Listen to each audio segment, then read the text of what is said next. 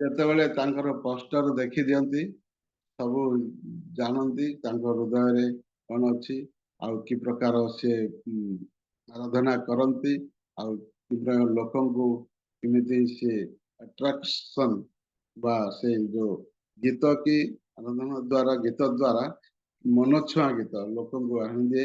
ତ ସେଇପରି ଭଉଣୀକୁ ଆମେ ଆଜି ପାଇଛୁ ଆଉ ତାଙ୍କୁ ମୁଁ ଆହ୍ୱାନ କରିବାର ମୋ ପାଖରେ କୌଣସି ପ୍ରକାର ମାନେ ବର୍ଣ୍ଣନା କରିକି ଅତି ରଞ୍ଜିତ କରି କହିବାର ମୋର ଅର୍ଥରେ ବା ମୁଖରେ ମଧ୍ୟ ମୋର କିଛି ନାହିଁ। ଅତି କହିଲେ ବି ମାନେ ସମସ୍ତେ ଜାଣନ୍ତି ଆଉ ସେପରି ଭଉଣୀକୁ ମଧ୍ୟ ମୁଁ ଏଇ ସମୟରେ ଆହ୍ୱାନ କରିବା ପାଇଁ ସ୍ୱାଗତ କରିବା ପାଇଁ ସୁଯୋଗ ପାଇଛି। ଏଥିପାଇଁ ପ୍ରଭୁଙ୍କ ନାମ ଧନ୍ୟ ହଉ। ଭଉଣୀ ସେ ଅଛନ୍ତି ମୁଁ ଆଉ ଅଧିକା କହିବେ ନାହିଁ।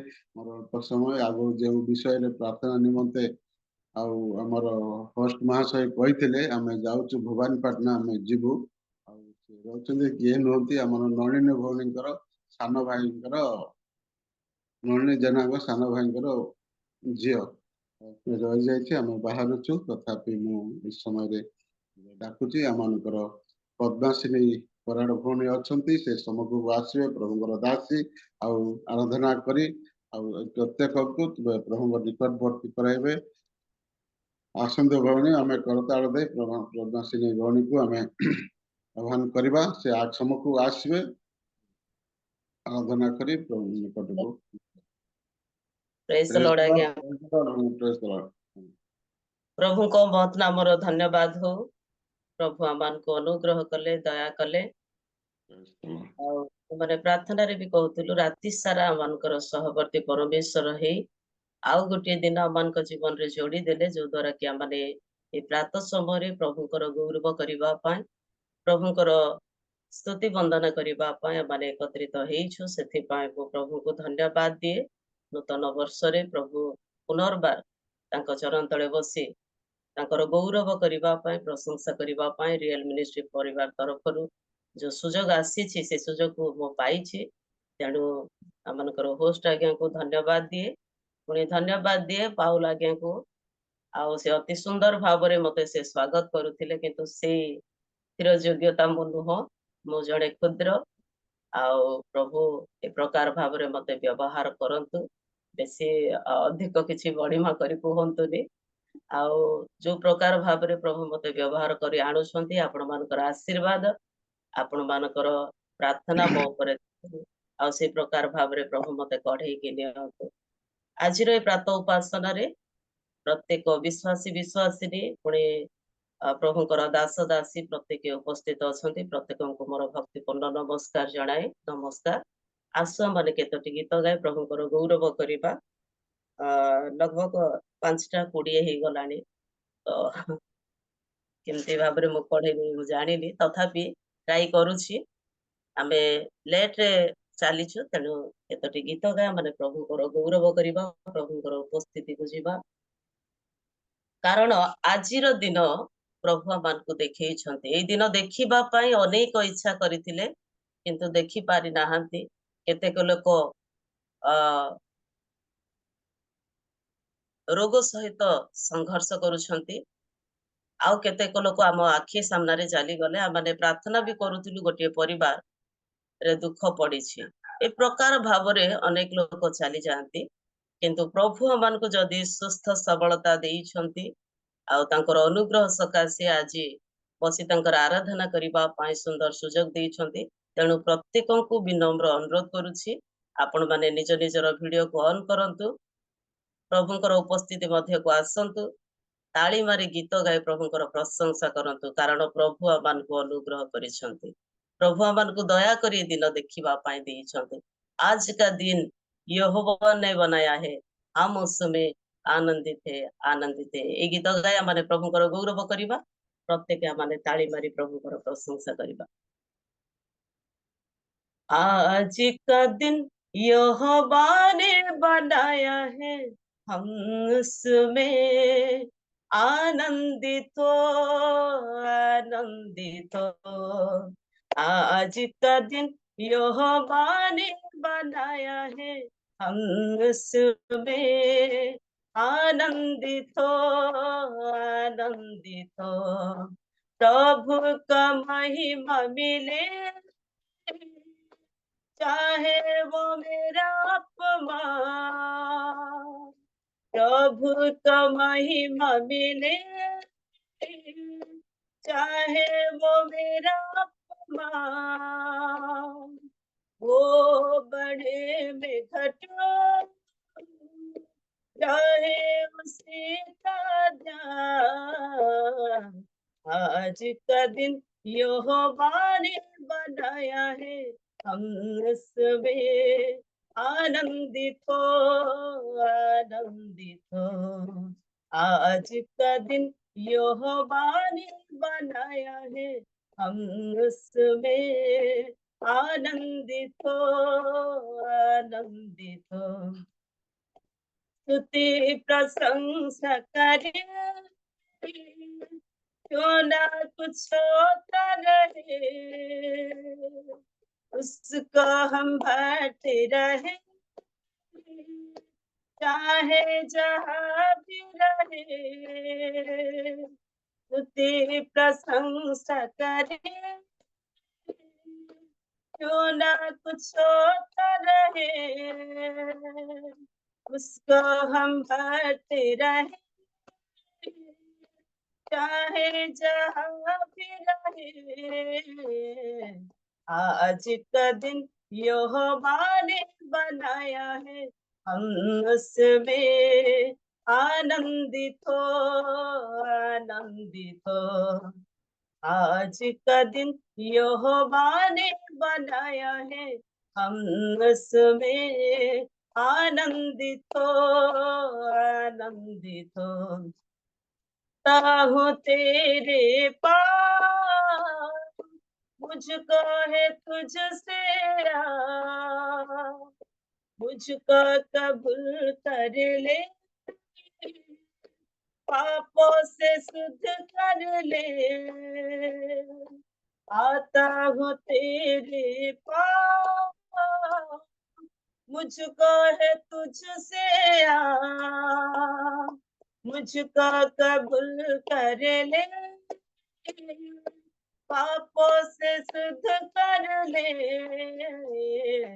आज का दिन यहोवा ने बनाया है, हम उसमें आनंदित हो, आनंदित हो।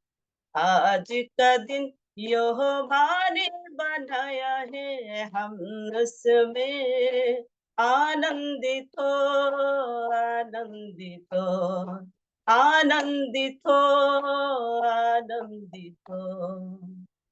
Praise the lord. प्रभु आजिर दिन को आमको देखी तेणु आनंद रे सदा प्रभुंकर आमे सेवा करू, धन्यवाद दू। आसु आमे आउ गोटे गीत गाए प्रभुंकर गौरव करवा, आमे धन्यवाद देवा प्रभु आमको 2024 मसीहा को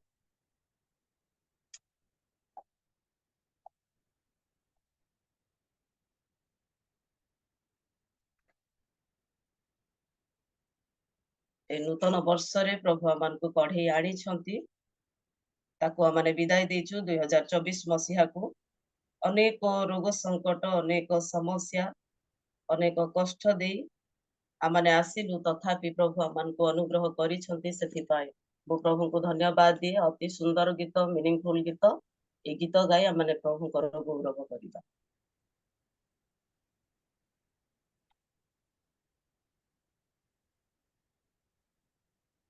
धन्यवाद यीशु को दिया होए हरस, धन्यवाद यीशु को दिया होए हरस। पाप नाश काले ईसा, काले से प्रेम से पाप नाश कारी ईसा, काले से प्रेम से धन्यवाद यीशु को दिया होई हरस, धन्यवाद जीसुଙ୍କୁ दिया होई हरस अन्न वस्त्र भावरू घर पद विपदरू अन्न वस्त्र भावरू घर पद विपदरू नाना रोग संकटरू कलुषित जीवनरू नाना रोग संकटरू कलुषित जीवनरू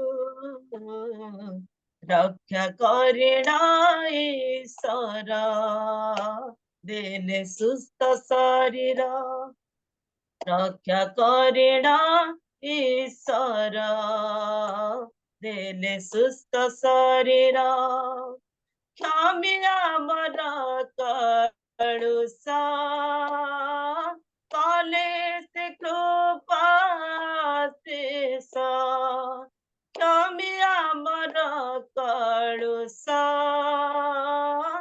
कले से कृपा शेष धन्यवाद जीसुଙ୍କୁ दिया होई हरस धन्यवाद जीसुଙ୍କୁ दिया होई हरस धन्य जिह्वाका नाम करुणा शेष प्रेम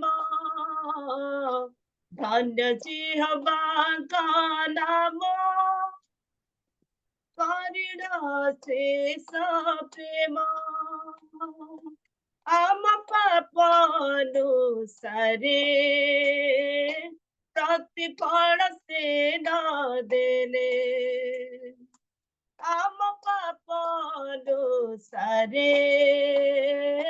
प्रतिफल से न देने से दया कुहे जीवन रे गान कर आनंद रे से दया कुहे जीवन रे गान कर आनंद रे ईश्वर बे संतोष करती उल्लास ईश्वर बे संतोष करती उल्लास धन्यवाद जीसुଙ୍କୁ दिया होई हरस धन्यवाद जीसुଙ୍କୁ दिया होई हरस पाप नाश करी ईश्वर कले से प्रेम शेष पाप नाश करी ईश्वर कले से प्रेम शेष धन्यवाद जीसुଙ୍କୁ दिया होई हरस धन्यवाद जीसुଙ୍କୁ दिया होई हरस धन्यवाद जीसुଙ୍କୁ दिया होई हरस प्रेज द लॉर्ड प्रभु आमानकु आजिर दिन देखैछन्ति आमानकु अन्न वस्त्र अभाव रे भी प्रभु आमानकु कढे आनी छन्ति सुस्थ सबल शरीर आमानकु देई छन्ति केवल तांकर गौरव करिबा पाए केवल तांकर प्रशंसा करिबा पाए तेणु आमाने गीत द्वारा तांकर धन्यवाद करिछु आसु आमाने वाक्य सुनिबा पूर्वरु प्रत्येक आमाने प्रस्तुतर सहित बसिबा वाक्य सुनिबा पूर्वरु गीत को गाई आमाने प्रभुकर गौरव करिबा तांकर निकटवर्ती हेबा आमाने शून्य हृदय रे आसीछु प्रभु तांकर वाक्य दे आमानकु परितृप्त करंतु ए गीत गाय आमाने प्रत्येक प्रभुकर उपस्थिति मध्य बुझिबा आउ गोटे गीत गाय आमाने प्रभुकर गौरव करिबा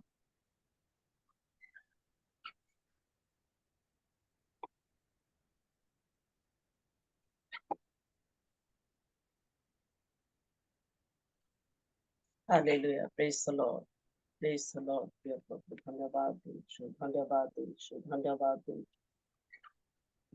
मंगलमय परमेश्वर प्रिय प्रभु तुम उपस्थिति मध्य तुम्हें आम को रख बोली प्रार्थना करुछु। ओ थैंक यू लॉर्ड, आम मैंने तुमको आह्वान करुछु प्रिय प्रभु, तुम्हें आम को अधिष्ठान कर, तुम पवित्र आत्मार स्पर्शता दियो बोली प्रार्थना करुछु। लॉर्ड प्रिय प्रभु प्रत्येक को तुम्हें स्पर्श कर, प्रत्येक को तुम्हें स्पर्श कर। Hallelujah, hallelujah, hallelujah. पवित्र आत्मा रे आम को उद्दीपित कर बोली प्रार्थना करुछु। Thank you, Jesus. Thank you, Lord. Thank you, Lord. Thank you, Lord.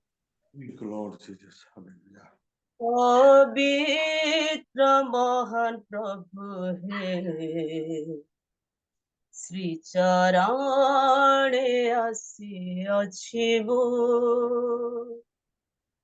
हृदय को शून्य करुछि आशीष रे भरी देव के पवित्र महान प्रभु हे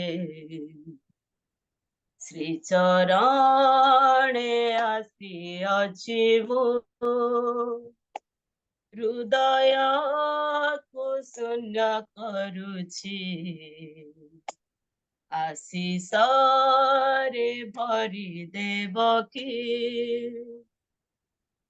पाप पाके पड़िथिली मुदिने प्रेमे अवतरिल जीशु राजने पाप पाके पड़िथिली मुदिने प्रेमे अवतरिल जीशु राजने क्रूसे देला पड़ा प्राण तही पाइले मो परित्राण क्रूसे देला पड़ा प्राण तही पाइले मो परित्राण पवित्र महान प्रभु हे श्री चरणे आसी अछि मो हृदय को शून्य करुछि आशीष रे भरी देव के सेहि महाप्रेम को एबे भूली जाई आधुनिक दुनिया रे चले मोहि सेहि महाप्रेम को एबे भूली जाई आधुनिक दुनिया रे चले मोहि फेरा हे नेत्र जुगड़ तुम बिना मोटे दुर्बल यस लॉर्ड प्रिय प्रभु और बल दे हमार को हे प्रभु पढ़े लिया तुम्हें हमार को साहस करो बोली प्रार्थना करू फिर Hallelujah.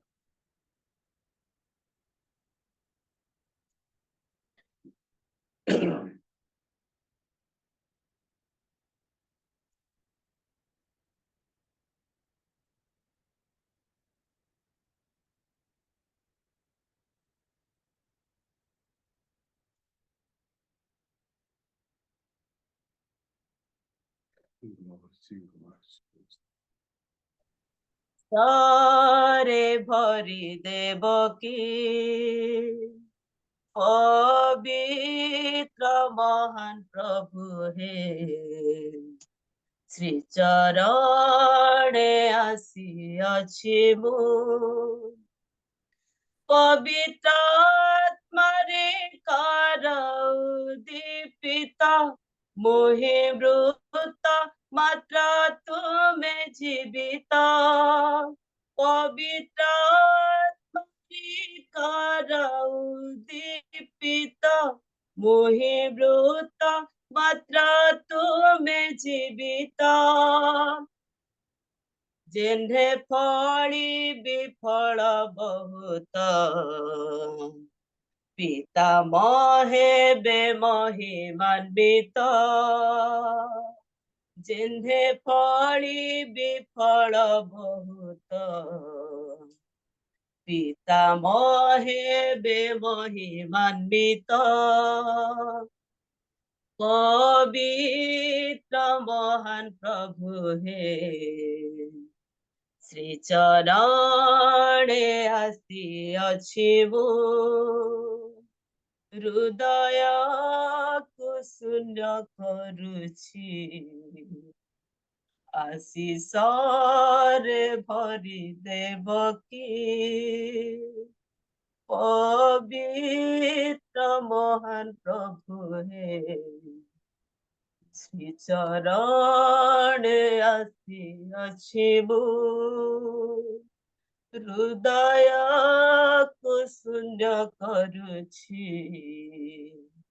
आशीष रे भरी देव की यस लॉर्ड प्रिय प्रभु आमने तुम चरण तल को आसीछु शून्य हृदय को नहीं तुमर वाक्य द्वारा तुम्हें आमान को परितृप्त कर बोली प्रार्थना करुछु प्रिय प्रभु तुमर से महान प्रेम को आमाने भूली जाइछु ए आधुनिक दुनिया रे आमाने चालिछु आधुनिक प्रेम को आमाने हे प्रभु आपणेछु किंतु आमान को सुका से आपणार स्वर्गर सिंहासन को छाड़ी ए पृथ्वी को आसी ए मानव मानक पाई मोरी पाप पाई प्रभु आपणार जीवन को तुम्हें देल प्रभु तुम्हें आमान को क्षय कला धन्यवाद दउछु तुमर से प्रेम को माने स्मरण करूछु प्रिय प्रभु तुमर से गभीर प्रेम को माने स्मरण करूछु प्रिय प्रभु तुमर से अमाप प्रेम को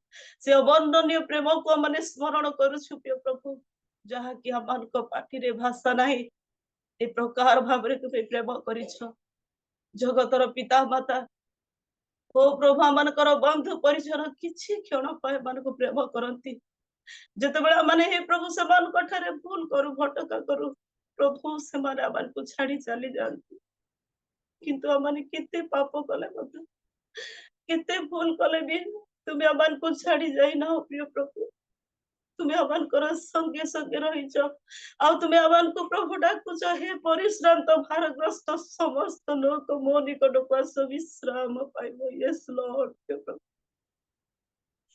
तुम निकट रे हे प्रभु प्रार्थना करुछु तुमर से प्रेम को हे प्रभु माने धन्यवाद दउछु कोटि कोटि प्रशंसा करुछु प्रिय प्रभु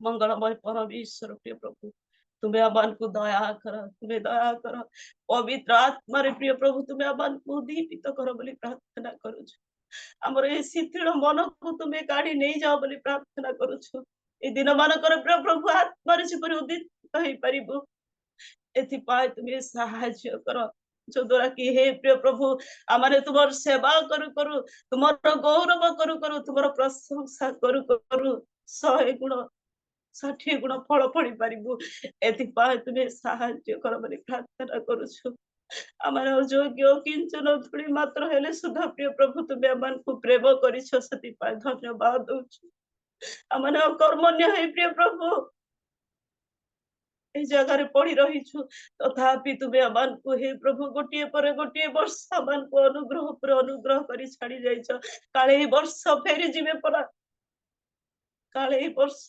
परिवर्तन ही मो पाख को आसीबे परा तुम्हें पितांक निकट रे हे प्रभु आजी पर्यंत अड़ी करूछ धन्यवाद दउछु प्रिय प्रभु धन्यवाद दउछु प्रिय प्रभु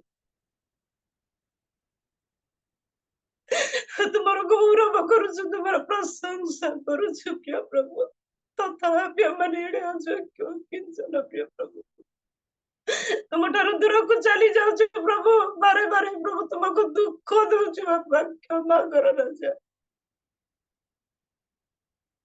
मंगलमय परमेश्वर प्रिय प्रभु हमने प्रार्थना करुछु प्रिय प्रभु तुम्हें आमान को दया करो प्रिय प्रभु आमान करो पाप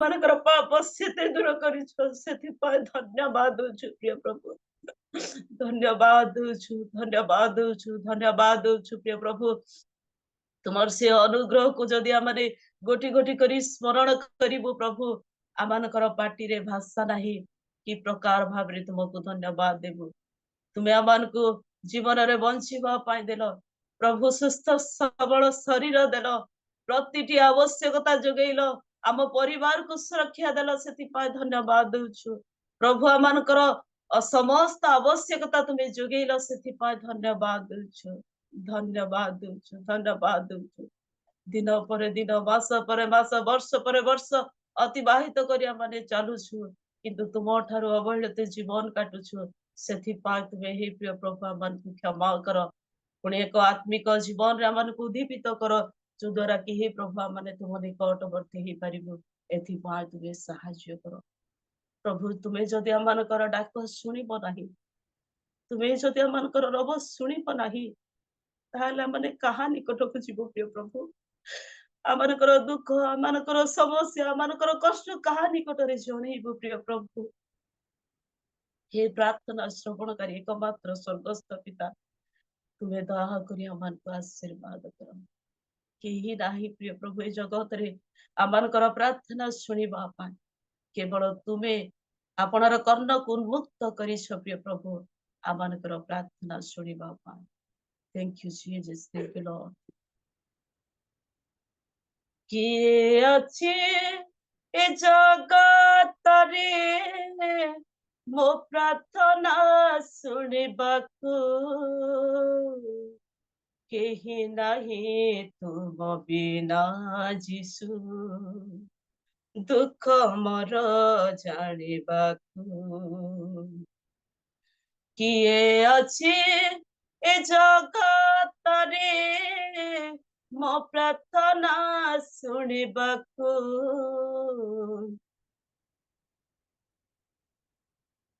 प्रेज द लॉर्ड केही नाही तुम बिना जीसु दुख मोर जानिबाकू एणु तुम पदे नेली मु शरण एणु तुम पदे नेली मु शरण लत कमल कर ग्रहण लत कमर कर ग्रहण प्रार्थना सुन मोर प्रभु प्रार्थना सुन प्रार्थना सुन मोर प्रभु प्रार्थना सुन मुझे दिनहीन करे निवेदन मुझे दिनहीन करे निवेदन लत कमर कर ग्रहण लत कमर कर ग्रहण प्रार्थना सुन मोर प्रभु प्रार्थना सुन प्रार्थना सुन मोर प्रभु प्रार्थना सुन प्रार्थना सुन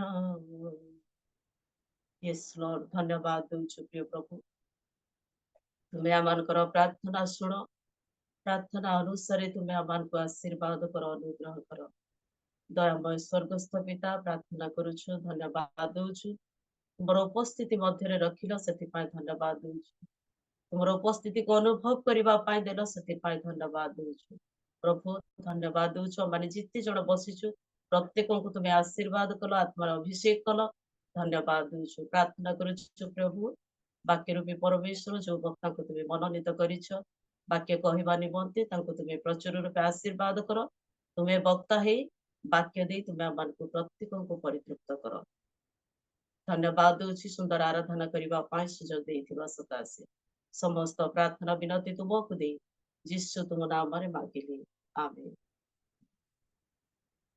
थैंक यू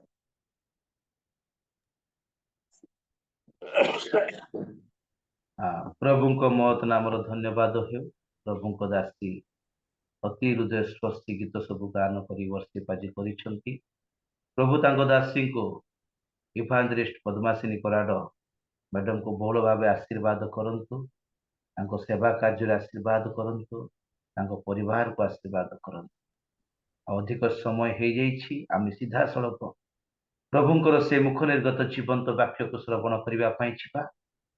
ऑलरेडी प्रभु को दासी वर्षिप करथिले, प्रार्थना मध्य करिसेंती वाक्य पाई।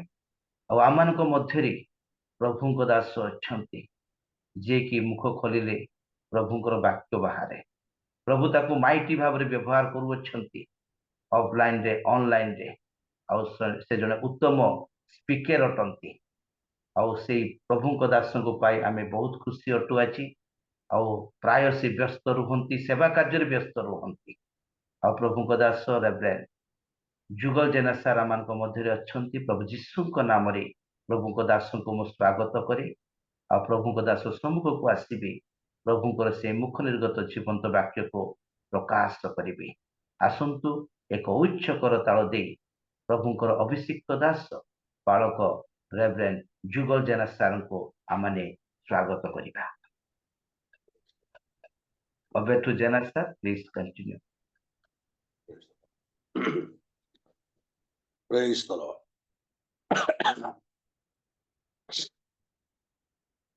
सर्वप्रथम मु परमेश्वर को धन्यवाद दिए एवं रियल मिनिस्ट्री ऑफ इंडिया रो जो मीटिंग रे जोग देइथिबा प्रत्येक प्रभुंकर दासदासी माननकु मोर भक्तिपूर्ण नमस्कार जणाए। नमस्कार। आज पूर्वर लीडिंग करुथरे प्रभुंकर दास विनोद पाल, तांको मत धन्यवाद देवी। एवं आजिर वर्शिप हृदय स्पर्शी आमानकु प्रत्येकंकु आजिर वर्शिप द्वारा आम अंतर को स्पर्श करिछि। तेणु सिस्टर पद्मासिनी कराण को मध्य मु धन्यवाद देवा संगे संगे प्रभु तांको बहुल भाव आशीर्वाद करंतु, तांकर सकल आवश्यक विषय पूर्ण करंतु। एवं मु होस्ट महाशय रेवरेंड पीटर कुमार करन को धन्यवाद देवी। मते से स्मरण कले आपण मानक गहन मध्यरे अल्प समय प्रभु का जीवंत वाक्य प्रकाश करिया पाए। तेबे आसंतु आमाने आजिर प्रसंग अनुसार आमाने किसी समय वाक्य आमाने आलोचना करिबा। जदिओ बा मु जो अंशटी बाहर करिबी प्रसंग सहित ताहा मेल खाइब नाही, तथापि आमे सेथुरु किछि आलोचना करिबा। प्रभु जेपरि आमानु कथा कहिबे। मोर देह भी भल नाइ, टिके जर जर लागुछि। से जा हो अल्प समय प्रभु जीवंत वाक्य आलोचना करिबा। मार्क लिखित सुसमाचार तार 10 पर्वर 17 रु 22 पद पर्यंत पाठ करिबा। जदि कोनोसी भाई भौणी पाउछंती पढ़ी सुनेले भल हम। मार्क लिखित सुसमाचार 10 पर्व 17 रु 22 पद पर्यंत पढ़िबा। से पुनर्बार यात्रा आरंभ करिबा समय रे जणे दौड़ी आसी ताहांको छामुरे जानुपाती ताहांको पचारिले, हे सद्गुरु, अनंत जीवन रो अधिकारी हेबा निमंते मु कोन करिबी? सेथिरे जीसु तांको कहिले, मते सत बोली काहींकी कहुअछ? जनंको बिना अर्थात ईश्वरंको बिना अन्य केही सत नुहे। आज्ञा गुड़िक तो तुम्हें जान, नरहत्या करो नहीं, व्यभिचार करो नहीं, चोरी करो नहीं, मिथ्या साक्ष्य दियो नहीं, प्रवंचना करो नहीं, अपना पितामाता को समादर करो। से ताहांको कहिले, हे गुरु, एई समस्त मु यौवन कालरू पालन करी आसी अछि। जीसु तांको प्रति एक दृष्टि रे चाहि तांको स्नेह कले और कहिले, तुमर गोटिए विषय उणा अछि। तुम्हें जाई आपनार सर्वस्व विक्रय करी दरिद्र मानकु दान कर, आउ तुम्हें स्वर्ग रे धन पाइब। पुणी आसी मोहर अनुगमन कर। किंतु एही कथारे तांको मुख मलिन होई गला और से दुखित होई चाली गले, कारण तांकर बहुत संपत्ति थिला। प्रभु आजिर पठित अंशरे श्रवण रे विशेष मानकु आशीर्वाद करंतु। आसंतु प्रिय मोर बंधुगण, समय अधिक जाइछि, तेणु मु आउ अल्प समय भितरे आजिर वाक्य को समाप्त करिया पे चाहिबी। तेबे आजिर प्रसंग रहिछि परिवर्तित जीवन। तेबे मु आपण मानक निकटरे प्रकाश करिया पाई चाहिबी जणे अपरिवर्तित लोकंकर गुण विषय आउ जड़े परिवर्तनकारी व्यक्तिंकर गुण विषय किसी कथा आपण मानक निकटरे रखिया चाहिए। तेबे आजिर वाक्य आम देखुछु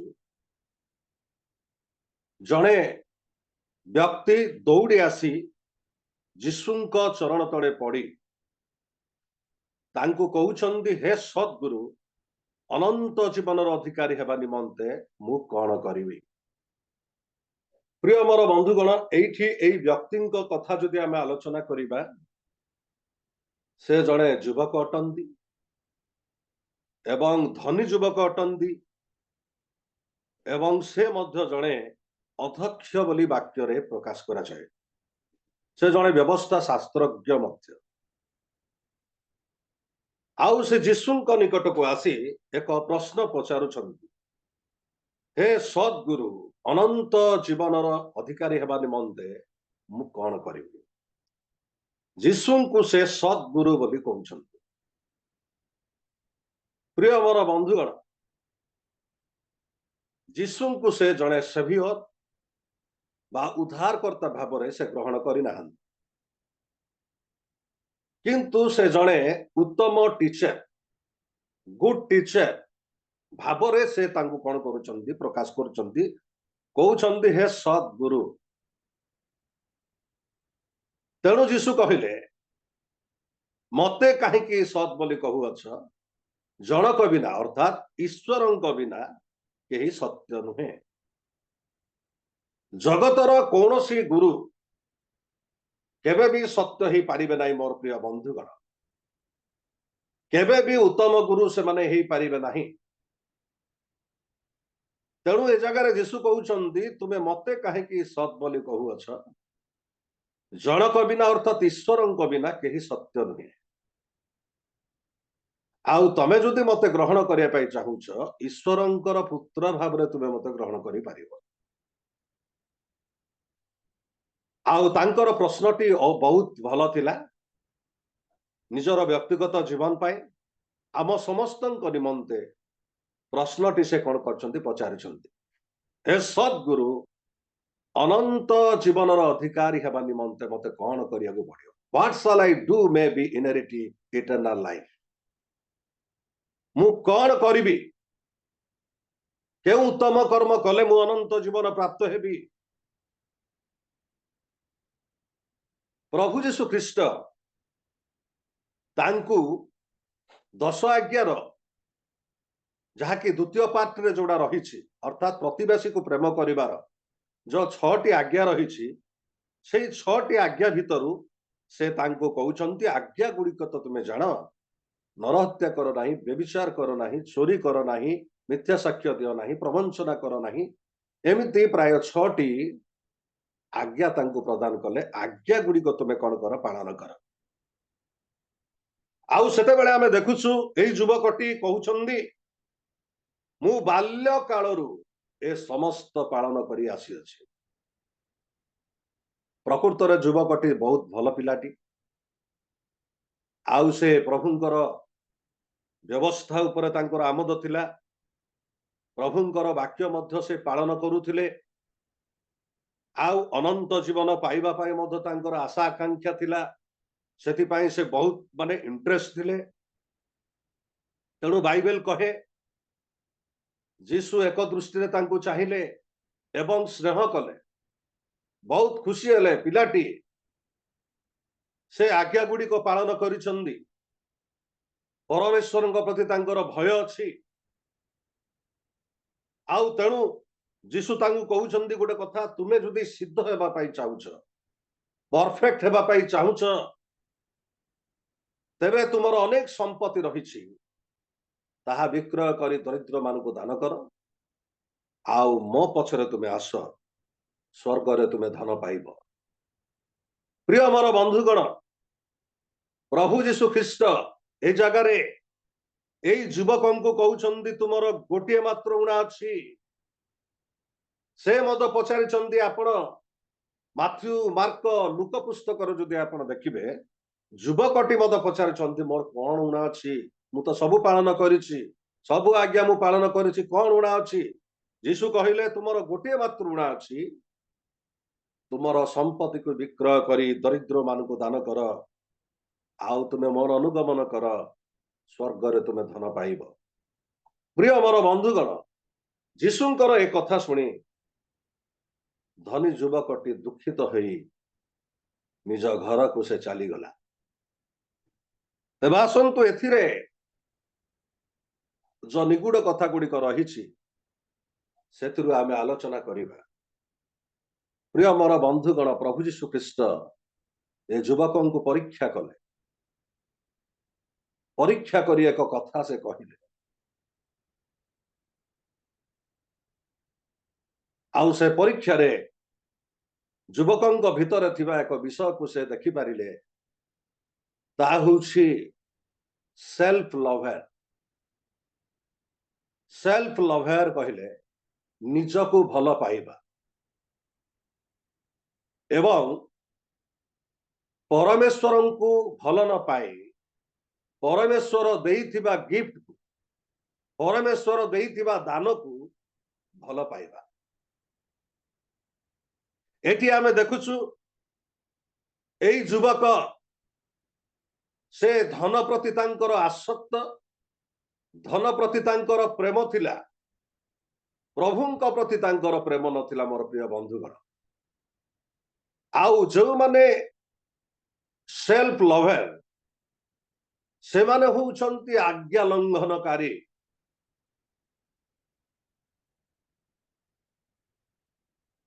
ଯେଉଁମାନେ ନିଜକୁ ଭଲ ପାଆନ୍ତି, ଏ ଜଗତର ଧନ ସମ୍ପତ୍ତିକୁ ଭଲ ପାଆନ୍ତି, ଏ ଜଗତର ମାଟେରିଆଲକୁ ଭଲ ପାଆନ୍ତି, ସେମାନେ ପ୍ରକୃତରେ ଆଜ୍ଞା ଲଙ୍ଘନକାରୀ ଅଟନ୍ତି।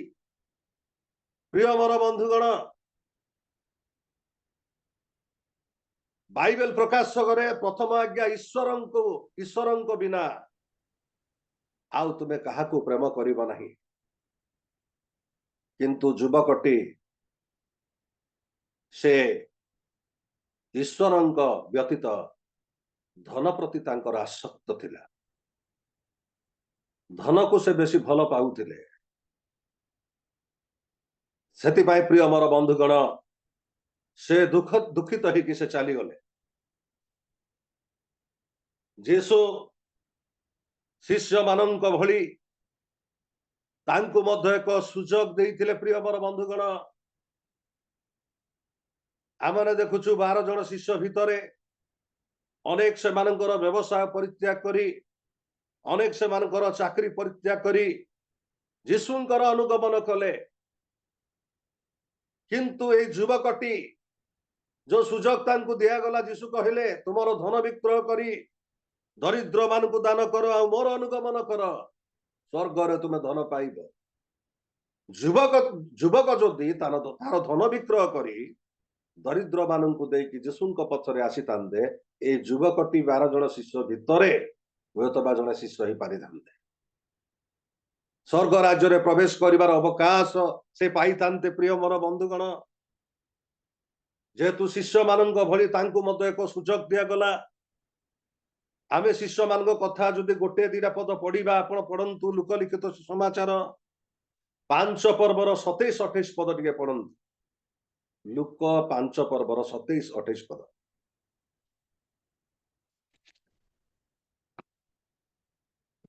ଏଥିଉତ୍ତରେ ସେ ବାହାରି ଯାଇ ଲେବି ନାମକ ଜଣେ କରଗ୍ରାହୀକି କର ଆଦାୟ ସ୍ଥାନରେ ବସିଥିବା ଦେଖି ତାଙ୍କୁ କହିଲେ, ମୋହର ଅନୁଗମନ କର। ସେଥିରେ ସେ ସମସ୍ତ ପରିତ୍ୟାଗ କରି ଉଠି ତାହାଙ୍କର ଅନୁଗମନ କରିବାକୁ ଲାଗିଲେ। ଏଇଠି ଲେବି ନାମକ ବ୍ୟକ୍ତି ହେଉଛନ୍ତି ମାଥ୍ୟୁ, ଯୀଶୁଙ୍କର ଜଣେ ଶିଷ୍ୟ। ସେ ଜଣେ କର ଆଦାୟକାରୀ ଥିଲେ। ଯେଉଁମାନେ କର ଆଦାୟକାରୀ, ସେ କାଳରେ ସେମାନେ ବହୁତ ଧନୀ ଲୋକମାନେ ଥିଲେ।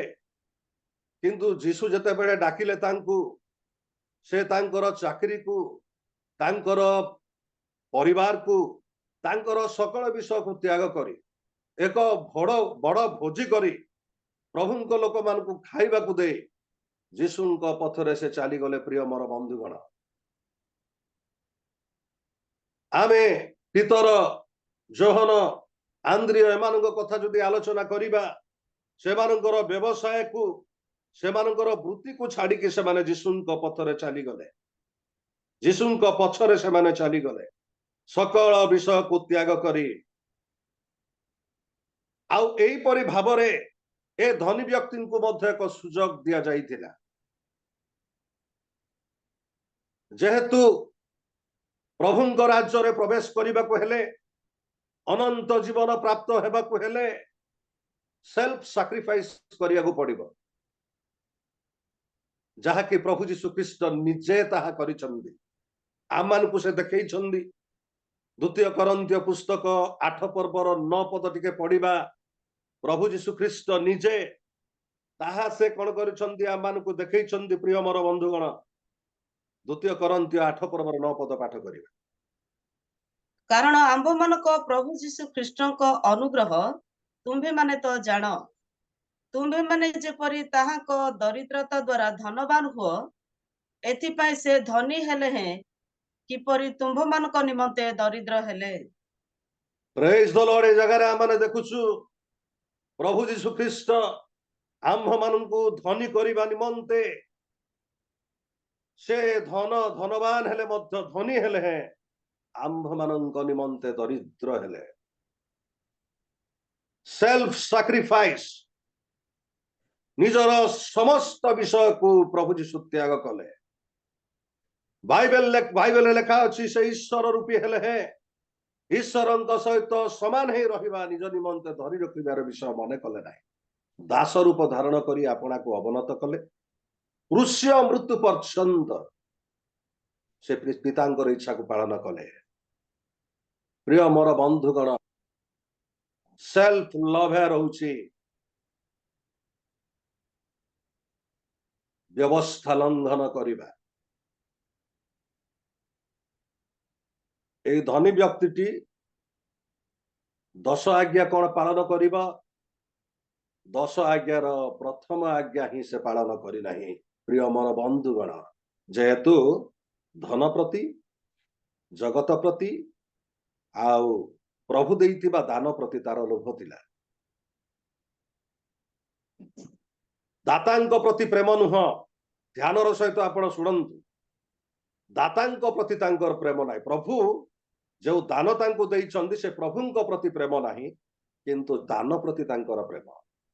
ଏ ଜଗତରେ ଯେତେ ଧନ ସମ୍ପତ୍ତି ଯାହା କିଛି ଆମେ ପାଉଛୁ, ଯାହା କିଛି ଆମମାନଙ୍କ ପାଖରେ ଅଛି, ତାହା ପରମେଶ୍ୱରଙ୍କର। ତେଣୁ ବାଇବେଲ ପ୍ରକାଶ କରେ, ପୃଥିବୀ ଓ ତହିର ପୂର୍ଣ୍ଣତା ସଦାପ୍ରଭୁଙ୍କର, ଆପଣଙ୍କର କିଛି ନାହିଁ। ମୋର ପ୍ରିୟ ବନ୍ଧୁଗଣ, ଆପଣ ବିଶେଷ ମୂଲ୍ୟରେ କିଣା ଯାଇଛନ୍ତି। ଆପଣ ନିଜର ନୁହନ୍ତି, ସବୁ କିଛି ପରମେଶ୍ୱରଙ୍କର। କିନ୍ତୁ ଅନେକ ସମୟରେ ମୁଁ ଆଉ ଆପଣ ମାନେ ପ୍ରଭୁ ଦେଇଥିବା ଗିଫ୍ଟ ପ୍ରତି ଆମେ ପ୍ରେମ କରୁ ଏବଂ ଯେ ଗିଫ୍ଟ ଦେଇଛନ୍ତି ତାଙ୍କ ପ୍ରତି ଆମର ପ୍ରେମ ନଥାଏ। ଆଉ ସେଥିପାଇଁ ଏ ଜାଗାରେ ଏଇ ଧନୀ ବ୍ୟକ୍ତିଟି ଦୁଃଖିତ ହେଇକି ଚାଲିଗଲେ। ଚାଲିଗଲା ପରେ ଯୀଶୁ ଗୋଟେ କଥା କହିଲେ, ସୂଚୀର ଛିଦ୍ର ଦେଇ ଓଟର ଯିବାର ସହଜ, ମାତ୍ର ଧନୀ ବ୍ୟକ୍ତି ମାନେ ସ୍ୱର୍ଗ ରାଜ୍ୟରେ ପ୍ରବେଶ କରିପାରିବେ ନାହିଁ। ସେମାନଙ୍କ ପାଇଁ ତା କଷ୍ଟ ହବ। ସେତେବେଳେ ଶିଷ୍ୟମାନେ ଗୋଟେ ପ୍ରଶ୍ନ ପଚାରୁଛନ୍ତି। ଆମେ ସେ ପଦଟି ପଢିବା, ଲୁକ ମାର୍କ 10ର ତାର ସେଇ ଆମେ ପଢିବା 26-27 ପଦ ପଢିବା। ଶିଷ୍ୟମାନେ ଗୋଟେ ପ୍ରଶ୍ନ ପଚାରୁଛନ୍ତି। ଏଥିରେ ସେମାନେ ଅତିଶୟ ଆଶ୍ଚର୍ଯ୍ୟାନ୍ୱିତ ହୋଇ ପଚାରିବାକୁ ପରସ୍ପର କହିଲେ, ତେବେ କିଏ ପରିତ୍ରାଣ ପାଇପାରେ? ଯୀଶୁ ସେମାନଙ୍କୁ ଏକ ଦୃଷ୍ଟିରେ ଚାହିଁ କହିଲେ, ଏହା ମନୁଷ୍ୟର ସାଧ୍ୟ, କିନ୍ତୁ ଈଶ୍ୱରଙ୍କର ନୁହେଁ, କାରଣ ଈଶ୍ୱରଙ୍କର ସମସ୍ତ ସାଧ୍ୟ। ଧନୀ ଲୋକମାନେ ସ୍ୱର୍ଗ ରାଜ୍ୟରେ ପ୍ରବେଶ କରିପାରିବେ ନାହିଁ ବୋଲି ଯୀଶୁ ଯେତେବେଳେ କହିଲେ, ସେମାନଙ୍କ ପାଇଁ ତାହା କଷ୍ଟ ବୋଲି ଯେତେବେଳେ କହିଲେ, ତେବେ ସେମାନେ ପ୍ରଶ୍ନ ପଚାରୁ, ସେତେବେଳେ ଯୀଶୁ କହୁଛନ୍ତି, ଏହା ମନୁଷ୍ୟର ସାଧ୍ୟ, ଈଶ୍ୱରଙ୍କର ସମସ୍ତ ସାଧ୍ୟ। ପ୍ରିୟ ମୋର ବନ୍ଧୁଗଣ, ମୁଁ ଆପଣମାନଙ୍କୁ ଦେଖେଇବି, କିଛି ସମୟ ପରେ ଯୀଶୁଙ୍କର ଏକ ଅନୁଗ୍ରହର କାର୍ଯ୍ୟ ଦେଖି शिष्य माने आश्चर्यान्वित हेले। चलंतु आमे चली जिबा लुक लिखित सुसमाचार 19 पर्व 1 ରୁ 8 पद भितरे पढ़िबा नाही मु आपण मानकु कहिबी।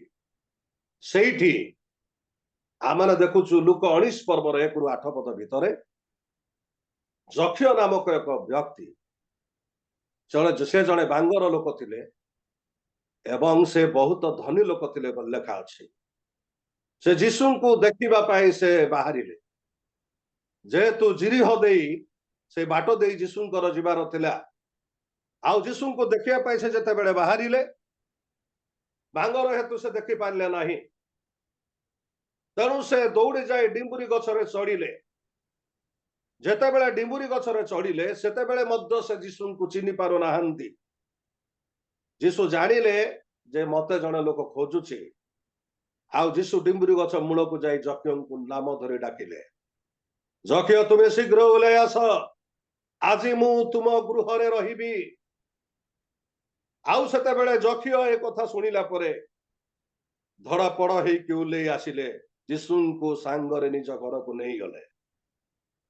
जीशु को देखिला परे जक्ष्य निज को देखिले जे से दर्पण रे सब किछि देखिला परे से जानि पारिले एवं जक्ष्यंक हृदय भग्न हैला। जेहेतु जक्ष्य केबे कहि नाहंती निजर परिचय देई नाहंती जे से जीशु मु जक्ष्य बोली, किंतु जीशु तांकर नाम धरि जतबे डाकिले से चकित हो गले। एवं आमे देखुछु 19 ରୁ 8 पदरे गोटे कथा लेखा अछि। सेही पदटी पढिबा आमे 19 ରୁ 8 पद पढंतु। किंतु जक्ष्य होई प्रभु को कहिले, हे प्रभु देखंतु मोर संपत्तिर अर्धेक मु दरिद्र मानको दान करूअछि। आउ जदि अन्याय रे काहारी ठारू किछि नहीं थाए तेबे 4 गुण रे ताहा फेराई देउछि। हाँ, एई जगह माने देखुछु जक्ष्य गृह रे ठिया होई, हे गुरु मोर संपत्तिर अर्धेक मु दरिद्र मानको दान करूअछि। अन्याय करी काहा ठारू किछि जदि नहीं थाए 4 गुण रे मु ता फेराई देउछि। जक्ष्य ए कथा न कहिबा पर्यंत जीशु कहि नथिले आज गृह रे परित्राण उपस्थित हैला बोली कहि नथिले। जक्ष्य निजर जीवन को से अनुसंधान कले एवं से केते पापमय जीवन रे से अछंदी।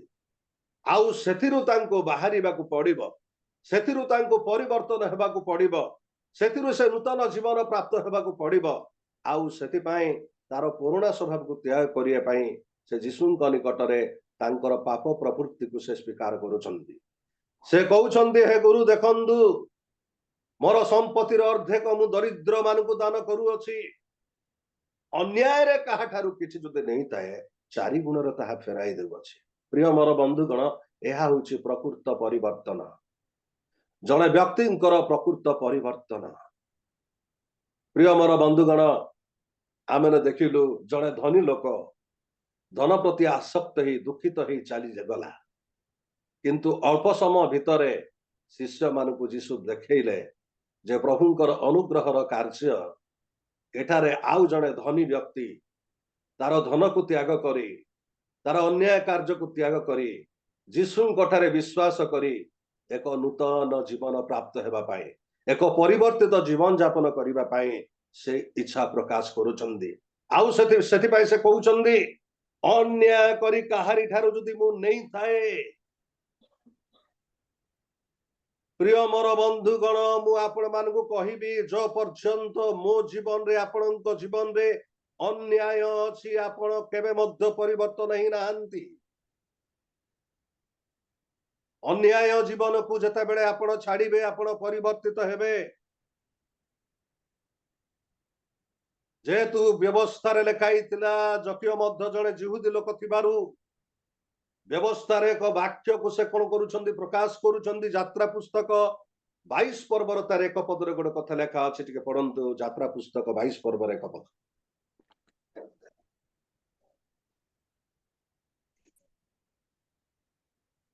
जेबे केहे गोरु कि मेष चोरी करी बध करे अबा विक्रय करे तेबे से ଏକ ଗୋରୁ ପରିଶୋଧରେ 5 ଗୋରୁ ଓ ଏକ ମେଷ ପରିଶୋଧରେ 4 ମେଷ ଦେବ। କୌଣସି ବ୍ୟକ୍ତି ଯଦି ଚୋରି କରିଥିବ ଏକ ଗୋରୁ ପରିଶୋଧରେ 5 ଗୋରୁ, ଏକ ମେଷ ପରିଶୋଧରେ 4 ମେଷ, ଏହା ବ୍ୟବସ୍ଥାରେ ଲେଖା ହେଇଥିଲା। ଜକିଅ ମଧ୍ୟ ଜଣେ ଯିହୁଦୀ ଲୋକ ଥିଲେ, ଆଉ ସେଥିପାଇଁ ବ୍ୟବସ୍ଥା ଅନୁସାରେ ସେ କହୁଛନ୍ତି, ଯେହେତୁ ସେହି ସମୟରେ କରଗ୍ରାହୀ ମାନେ ଜୋର ଜବରଦସ୍ତି ଅନ୍ୟାୟ କରି ଲୋକମାନଙ୍କ ଠାରୁ ସେମାନେ କଣ କରୁଥିଲେ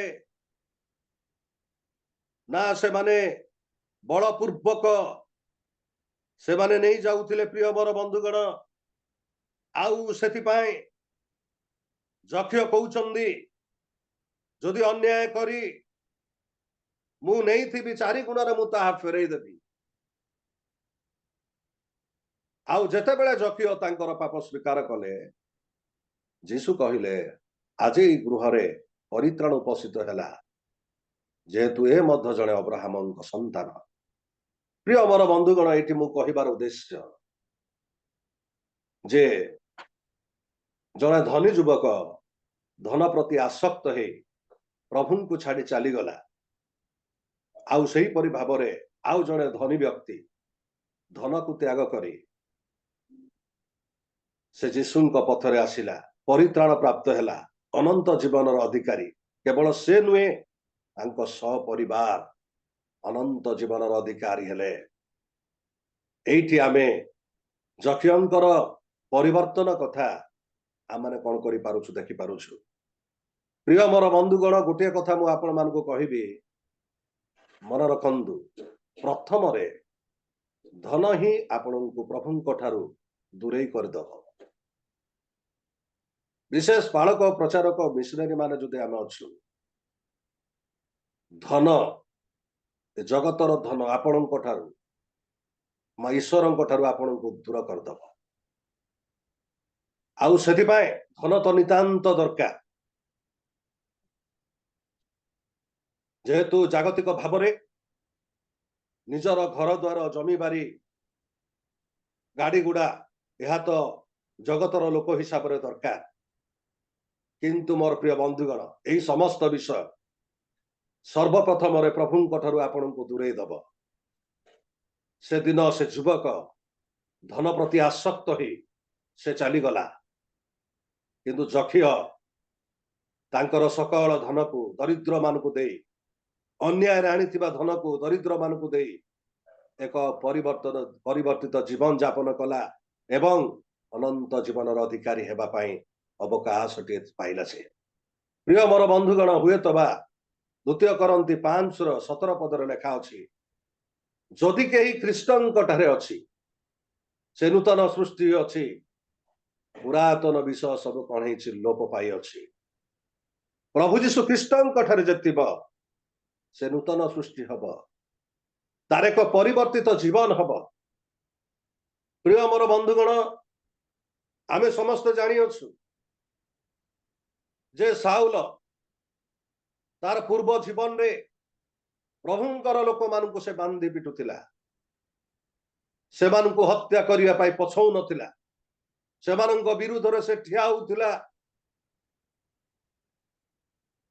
ତେବେ ପରବର୍ତ୍ତୀ ସମୟରେ ଯେତେବେଳେ ଯୀଶୁଙ୍କୁ ଜାଣିଲା, ଯୀଶୁଙ୍କ ପାଇଁ ଯେତେ କଷ୍ଟ ସେ ପାଇଛି, ମାନେ କହିବାକୁ ଗଲେ ଜଗତରେ ଯୀଶୁ ବି ତାଙ୍କ ପରି କଷ୍ଟ ପାଇନାହାନ୍ତି। ଗୋଟିଏ ଉଦାହରଣ ମୁଁ ଆପଣମାନଙ୍କୁ ଦେବି। ପାଉଲ 5 ଥର 39 ପ୍ରହାର ପାଇଛନ୍ତି, ଯୀଶୁ ଗୋଟିଏ ଥର ପାଇଛନ୍ତି। ଯୀଶୁଙ୍କୁ ଗୋଟିଏ ଥର 39 ପ୍ରହାର ଦିଆଯାଇଥିଲା, କିନ୍ତୁ ପ୍ରେରିତ ପାଉଲ 5 ଥର ପାଇଛନ୍ତି। ଯଦିଓ ବା ଯୀଶୁ କ୍ରୁଶରେ ମରିଛନ୍ତି, ତାହା ମଧ୍ୟ କଷ୍ଟଦାୟକ ବିଷୟ। ସେ ଜଗତର ପାପ ନିମନ୍ତେ ମୃତ୍ୟୁବରଣ କରିଛନ୍ତି। କିନ୍ତୁ ପାଉଲଙ୍କର ଦୁଃଖକୁ ଯଦି ଆପଣ ଦେଖିବେ, କରନ୍ତୀୟ ପୁସ୍ତକରେ ଲେଖା ଅଛି 12 ପର୍ବରେ, ମାନେ 2 କରନ୍ତୀୟର ବୋଧେ ଲେଖା ଅଛି, ସେ ହୁଏତ ବା ଯୀଶୁଙ୍କ ଠାରୁ ଅଧିକ କଷ୍ଟ ପାଇଛନ୍ତି। ସେଥିପାଇଁ ସେ ଶିଷ୍ୟମାନଙ୍କୁ କହୁଛନ୍ତି, ମତେ ଛାଡି ଦିଅ। ଯୀଶୁ ଯୋଉ ସମସ୍ତ ଦୁଃଖ ବଳକା ଛାଡ଼ି ଦେଇଛନ୍ତି, ମୁଁ ସେ ସମସ୍ତ ଦୁଃଖକୁ ନିଜ ଶରୀରରେ ମୁଁ କଣ କରିବି, ଗ୍ରହଣ କରିବି। ପ୍ରିୟ ମୋର ବନ୍ଧୁଗଣ, ପ୍ରେରିତ ପାଉଲ ପରିବର୍ତ୍ତନ ହେଲା ପରେ ଆପଣ ଫିଲିପିଓ ପୁସ୍ତକ 3 ପର୍ବର 7 ରୁ 8 ପଦ ଭିତରେ କଣ କହୁଛନ୍ତି ଆପଣ ଦେଖନ୍ତୁ। ଫିଲିପିଓ ପୁସ୍ତକ 3 ପର୍ବ ଆମେ ତାର 7 ରୁ 8 ପଦ ପଢିବା। 3 ରୁ 7 8 ହଁ, କିନ୍ତୁ ଯାହା ସବୁ ମୋ ପକ୍ଷରେ ଲାଭଜନକ ଥିଲା, ସେହି ସବୁ ମୁଁ ଖ୍ରୀଷ୍ଟଙ୍କ ନିମନ୍ତେ କ୍ଷତିଜନକ ବୋଲି ଗଣ୍ୟ କରୁଅଛି। ହଁ, ପ୍ରକୃତରେ ମୁଁ ମୋର ପ୍ରଭୁ ଖ୍ରୀଷ୍ଟ ଯୀଶୁଙ୍କ ଜ୍ଞାନର ଉତ୍କୃଷ୍ଟତା ନିମନ୍ତେ ସମସ୍ତ ବିଷୟ କ୍ଷତିଜନକ ବୋଲି ଗଣ୍ୟ କରେ। ତାହାଙ୍କ ନିମନ୍ତେ ମୁଁ ସମସ୍ତ ବିଷୟର କ୍ଷତି ସହ୍ୟ କଲି, ପୁଣି ସେହି ସବୁ ଆବର୍ଜନା ସ୍ୱରୂପ ଗଣ୍ୟ କରେ, ଯେପରି ମୁଁ ଖ୍ରୀଷ୍ଟଙ୍କୁ ଲାଭ କରିପାରେ ଓ ତାହାଙ୍କର ବୋଲି ଜଣାଯାଏ। ଏଇଠି ଆମେ ଦେଖୁଛୁ ପ୍ରେରିତ ପାଉଲ ପରିବର୍ତ୍ତନ ହେଲା ପରେ ପ୍ରିୟ ମୋର ବନ୍ଧୁଗଣ ଏ ଜାଗାରେ ତାଙ୍କର ସାକ୍ଷ୍ୟକୁ ସେ ପ୍ରଦାନ କରୁଛନ୍ତି, କହୁଛନ୍ତି କିନ୍ତୁ ଯାହା ସବୁ ମୋ ପକ୍ଷରେ ଲାଭଜନକ ଥିଲା, ସେଇ ସବୁ ମୁଁ ଖ୍ରୀଷ୍ଟଙ୍କ ନିମନ୍ତେ କ୍ଷତିଜନକ ବୋଲି ଗଣ୍ୟ କରିଅଛି। ପାଉଲ ଗଣନା କରୁଛନ୍ତି କଣ କଣ ସେ କ୍ଷତି କରୁଛନ୍ତି ଖ୍ରୀଷ୍ଟଙ୍କ ନିମନ୍ତେ, ତାକୁ କାଉଣ୍ଟ କରୁଛନ୍ତି। ପ୍ରିୟ ମୋର ବନ୍ଧୁଗଣ, କଣ କଣ ସେ କ୍ଷତି କରିଛନ୍ତି ତାକୁ କାଉଣ୍ଟ କରୁଛନ୍ତି ପ୍ରଭୁଙ୍କ ନିମନ୍ତେ। କିନ୍ତୁ ଜଣେ ଫାରୁସୀଙ୍କ କଥା ଯଦି ମୁଁ କହିବି, ସେ କାଉଣ୍ଟ କରୁଛନ୍ତି କଣ କଣ ଧର୍ମ କର୍ମ ସେ କରିଛନ୍ତି।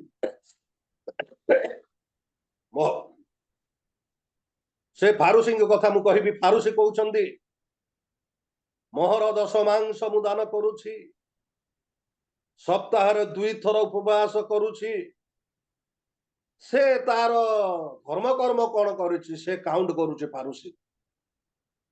କିନ୍ତୁ ପ୍ରେରିତ ପାଉଲ କାଉଣ୍ଟ କରୁଛନ୍ତି ପ୍ରଭୁଙ୍କ ପାଇଁ କଣ କଣ କ୍ଷତି କରିଛନ୍ତି। ଆଉ ସେଥିପାଇଁ ସେ କହୁଛନ୍ତି ଯାହା ସବୁ ମୋ ପକ୍ଷରେ ଲାଭଜନକ ଥିଲା, ସେଇ ସବୁ ମୁଁ ଖ୍ରୀଷ୍ଟଙ୍କ ନିମନ୍ତେ କ୍ଷତିଜନକ ବୋଲି ଗଣ୍ୟ କରିଅଛି। ହଁ, ପ୍ରକୃତରେ ମୁଁ ମୋହର ପ୍ରଭୁ ଖ୍ରୀଷ୍ଟ ଯୀଶୁଙ୍କ ଜ୍ଞାନର ଉତ୍କୃଷ୍ଟତା ନିମନ୍ତେ ସମସ୍ତ ବିଷୟ କ୍ଷତିଜନକ ବୋଲି ଗଣ୍ୟ କରେ, ତାହାଙ୍କ ନିମନ୍ତେ ସମସ୍ତ ବିଷୟର କ୍ଷତି ସହ କଲି, ପୁଣି ସେଇ ସବୁ ଅବର୍ଜନା ସ୍ୱରୂପ ଗଣ୍ୟ କରେ। ହୁଏତ ବା 3 ପର୍ବର 1 ରୁ ଯଦି ପଢିବେ କଣ କଣ ସେ ପ୍ରଭୁଙ୍କ ପାଇଁ କ୍ଷତି କରିଛନ୍ତି, ସମସ୍ତ କଥା ସେ କଣ କରୁଛନ୍ତି ଲେଖୁଛନ୍ତି। ପ୍ରିୟ ମୋର ବନ୍ଧୁଗଣ, ଜଣେ ପରିବର୍ତ୍ତିତ ଲୋକ ପ୍ରଭୁଙ୍କ ପାଇଁ ଅନେକ ବିଷୟ କ୍ଷତି କରି ବସେ। ସେ ସବୁ ବିଷୟକୁ ଅବର୍ଜନା ବୋଲି ଭାବିବ। ପ୍ରଭୁ ଯୋଉ ବିଷୟ ଚାହୁଁନାହାନ୍ତି ସେ ବିଷୟକୁ ଆମେ କଣ କରୁଛୁ, ଦୌଡୁଛୁ ଆଣିବା ପାଇଁ ପ୍ରିୟ ମୋର ବନ୍ଧୁଗଣ, ଏବଂ ସ୍ୱର୍ଗ ରାଜ୍ୟରୁ ଆମେ ଦୂରେଇ ଯାଉଛୁ। ପ୍ରଭୁଙ୍କର ଯୋଉ ଅନୁଗ୍ରହ ଆମ ପ୍ରତି ବର୍ତ୍ତିବା କଥା, ସେଥିରୁ ଆମେ କଣ କରୁଛୁ, ଦୂରେଇ ଯାଉଛୁ।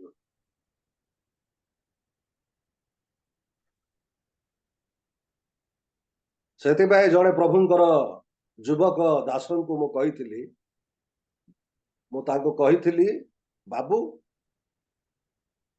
ପ୍ରଭୁଙ୍କ ପାଇଁ ପଛରେ ଯେତେବେଳେ ଚାଲିବୁ, ବିଶ୍ୱସ୍ତ ହବୁ ମାନେ ପ୍ରଭୁ ତତେ ଉଠେଇବେ। ତୁ ଯାହା ଚାହୁଁନଥିବୁ ସେ ସମସ୍ତ ବିଷୟ ତତେ ଦେବେ। ଅବିଶ୍ୱାସତା ଈଶ୍ୱରଙ୍କ ଦୃଷ୍ଟିରେ ଘୃଣାର ବିଷୟ, ଆଉ ପ୍ରଭୁ ସେମିତି ଲୋକମାନଙ୍କୁ ଉଠାନ୍ତି ନାହିଁ। ଆଉ ଆମ ଜୀବନରେ ବି ଆମେ ତାହା ଅନୁଭବ କରିଛୁ। ସେଥିପାଇଁ ତୁମେ ଯେତେବେଳେ ପ୍ରଭୁଙ୍କର କାମ କରିବା ପାଇଁ ବାହାରିଛ, ବିଶ୍ୱସ୍ତ ଭାବରେ କର, ପ୍ରଭୁ ତୁମକୁ ଉଠେଇବେ ବୋଲି ତାଙ୍କୁ ମୁଁ କହିଛି। ପ୍ରିୟ ମୋର ବନ୍ଧୁଗଣ, ଆମେ ପୁନର୍ବାର ସେ ମାର୍କ ଲିଖିତ ସୁସମାଚାର 10 ପର୍ବକୁ ଚାଲିଯିବା। ଶେଷରେ ପିତର କହୁଛନ୍ତି, ହେ ପ୍ରଭୁ, ଦେଖନ୍ତୁ ଆମେ ଘର ଦ୍ୱାର ସମସ୍ତ ଛାଡି ଆପଣଙ୍କର ଅନୁଗମନ କରିଅଛୁ, ଆମେ କଣ ପାଇବୁ? ଯୀଶୁ କହିଲେ ଜଗତର ଘର ଦ୍ୱାର ଜମି ବାରି ପୁଅ ଝିଅ କନ୍ୟା ସ୍ତ୍ରୀଙ୍କୁ ଯେ ତ୍ୟାଗ କରି ମୋ ପଛରେ ଆସେ ଇହ ଜଗତରେ ପର ଜଗତରେ ଅନନ୍ତ ଜୀବନ ନ ପାଇବ ଏପରି ବ୍ୟକ୍ତି କେହି ନୁହନ୍ତି। ଯୀଶୁ ସେ ଯୁବକଙ୍କୁ କହିଥିଲେ ତୁମେ ମୋର ଅନୁଗମନ କର ସ୍ୱର୍ଗରେ ଧନ ପାଇବ। ମାତ୍ର ସେ ଦୁଃଖିତ ହେଇ ଚାଲିଗଲେ।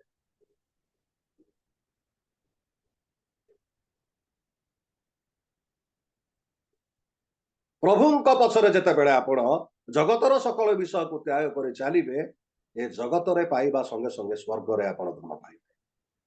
ଏହା ନିରାଟ ସତ୍ୟ। ଆଉ ଜଗତରେ ମଧ୍ୟ ପ୍ରଭୁ ତାଙ୍କର ଶକ୍ତିକୁ ସେ ପ୍ରଦାନ କରନ୍ତି। ଆପଣଙ୍କ ଆଖି ଆଗରେ ଆପଣ ଦେଖୁଥିବେ ଅନେକଙ୍କୁ ଉଦାହରଣ ସ୍ୱରୂପ ଦେଖୁଥିବେ ଯେଉଁମାନେ ପ୍ରଭୁଙ୍କ ପାଇଁ ପ୍ରକୃତ ଭାବରେ ସାକ୍ରିଫାଇସ୍ କରି ଆଜି କାର୍ଯ୍ୟ କରିଛନ୍ତି ଆଜି ଜାଗତିକ ଆଶୀର୍ବାଦ ମଧ୍ୟ ସେମାନଙ୍କ ଜୀବନରେ ପାଇଛନ୍ତି। ସେଟା ବଡ କଥା ନୁହଁ କିନ୍ତୁ ଜାଗତିକ ଆଶୀର୍ବାଦ ମଧ୍ୟ ପାଇଛନ୍ତି। ଈଶ୍ୱରଙ୍କ ରାଜ୍ୟରେ ପ୍ରବେଶ କରିବାର ଅବକାଶ ମଧ୍ୟ ଦ୍ୱାର ମଧ୍ୟ ସେମାନଙ୍କ ପାଇଁ ପ୍ରଭୁ ଖୋଲିଛନ୍ତି। ତେବେ ଯକ୍ଷଙ୍କ ଜୀବନରେ ଏକ ପରିବର୍ତ୍ତନ ଜୀବନ ଆମେ ଦେଖୁଛୁ। ପ୍ରେରିତ ପାଉଲଙ୍କ ଜୀବନରେ ଏକ ପରିବର୍ତ୍ତନ ଜୀବନ ଆମେ ଦେଖୁଛୁ। ଏବଂ ସେହିପରି ଭାବରେ ଆମେ ଯଦି ଆମେ ସମୁନିଆ ସ୍ତ୍ରୀଙ୍କ କଥା ଯଦି ଆଲୋଚନା କରିବା ସମୁନିଆ ସ୍ତ୍ରୀଙ୍କର ପୂର୍ବ ଜୀବନ କେମିତି ଥିଲା ପରବର୍ତ୍ତୀ ଜୀବନ ସେ ଯୀଶୁଙ୍କ ପାଇଁ ସେ ସାକ୍ଷୀ ହେଇ ଗାଁ ଲୋକମାନଙ୍କୁ କହୁଛନ୍ତି ଆସ ଦେଖିବ ମୁଁ ଯାହା ଯାହା କରିଥିଲି ସେ ସମସ୍ତ ବିଷୟ ସେ ମତେ କଣ କରିଛନ୍ତି ଜଣେଇଛନ୍ତି। ପ୍ରିୟ ମୋର ବନ୍ଧୁଗଣ ପୂର୍ବରେ ତାଙ୍କର ଜୀବନ ସେମିତି ନଥିଲା। ଗାଁ ଲୋକମାନଙ୍କୁ ଯାଇକି ଏକ ସାକ୍ଷ୍ୟ ଦେବାର ଜୀବନ ତାଙ୍କର ନଥିଲା। କିନ୍ତୁ ଆମେ ଦେଖୁଛୁ ସମୁନିଆ ସ୍ତ୍ରୀ ଯୀଶୁଙ୍କୁ ଗ୍ରହଣ କଲା ପରେ ସେ ସାକ୍ଷ୍ୟମୟ ଜୀବନ ଯାପନ କରୁଛନ୍ତି। ଅନେକ କଥା ଅଛି ସେ ସମସ୍ତ କଥା ବର୍ତ୍ତମାନ ମୋର କହିବା ପାଇଁ ସମୟ ନାହିଁ। ପ୍ରଭୁ ମତେ ଆଉ ଆପଣମାନଙ୍କୁ ଅନୁଗ୍ରହ କରନ୍ତୁ ଆମେ ପରିବର୍ତ୍ତନ ଜୀବନ ଯାପନ କରିବା ପାଇଁ ସବୁବେଳେ ଚେଷ୍ଟା କରିବା। ଯେହେତୁ ଜଗତରେ ପାପମୟ ଶରୀର ମଧ୍ୟରେ ଆମେ ରହିଛୁ ଏ ଜଗତରେ ପାପରେ ପରିପୂର୍ଣ୍ଣ ଜଗତ ଆଉ ସେଥିପାଇଁ ପ୍ରିୟ ମୋର ବନ୍ଧୁଗଣ ସବୁବେଳେ ଚେଷ୍ଟା କରିବା ପବିତ୍ର ହେବା ପାଇଁ ଭଲ ଜୀବନ ଯାପନ କରିବା ପାଇଁ ଚେଷ୍ଟା କରିବା। ପ୍ରଭୁ ଅଳ୍ପ ବାକ୍ୟରେ ଆମମାନଙ୍କୁ ଆଶୀର୍ବାଦ କରନ୍ତୁ। ଆମେନ୍। ସମସ୍ତଙ୍କୁ ମୋର ନମସ୍କାର। ନମସ୍କାର ସାର୍, ବହୁତ ଧନ୍ୟବାଦ ବହୁତ ସୁନ୍ଦର ବାକ୍ୟ ପାଇଁ। ଅତି ଆବଶ୍ୟକ ବାକ୍ୟ ଥିଲା ଯାହାକି ପରିବର୍ତ୍ତନର ଜୀବନ ଆପଣ ଅତି ସୁନ୍ଦର ଭାବରେ ଧନୀ ଯୁବା ବିଷୟ କହିଲି ତା ସହିତ ଯକ୍ଷଙ୍କ ବିଷୟରେ କହିଲି ତା ସହିତ ପ୍ରେରିତ ପାଉଲଙ୍କ ବିଷୟରେ କହିଲି ତା ସହିତ ସମୀରଣା ସ୍ତ୍ରୀଙ୍କ ବିଷୟରେ କହିଲେ। ଜଣେ ଯୀଶୁଙ୍କୁ ପାଇଲା ପରେ କି ପ୍ରକାର ପରିବର୍ତ୍ତନ ହଉଛନ୍ତି ଉକ୍ତ ବିଷୟକୁ ନେଇ ଅତି ସୁନ୍ଦର ଭାବରେ ଆପଣ ପ୍ରକାଶ କରିଅଛନ୍ତି। ପ୍ରଭୁ ଆପଣଙ୍କୁ ବହୁଳ ଭାବରେ ଆଶୀର୍ବାଦ କରନ୍ତୁ। ଆଉ ଆସନ୍ତୁ ପ୍ରଭୁଙ୍କ ଦାସଙ୍କ ପାଇଁ ଆମେ ଉଚ୍ଚ କରତାଳ ଦେଇ ପ୍ରଭୁଙ୍କ ଦାସଙ୍କୁ ଆମେ ଧନ୍ୟବାଦ ଦେବା। ଏହି ସମୟରେ ଆମେ ପ୍ରାର୍ଥନା କରିବା ଆଉ